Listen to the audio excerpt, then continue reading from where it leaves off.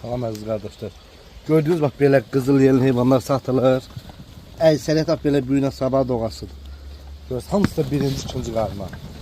Bax bu cür heyvanlar əziz qardaşlar. Super heyvanlardır. Allah kim almaq istəsə Allah həmin qardaşlara xeyir versin.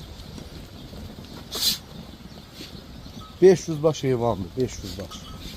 Yəni əksəriyyət də xamışət, 1-2 doğmuş. Görürsünüz bax bunlar. Görürsünüz.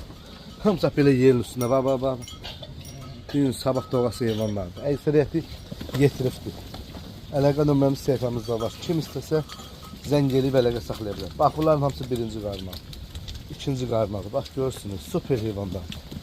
Super vəziyyətlər. Bax belə. Maşallah olsun. Xamış şəhlər. Bax.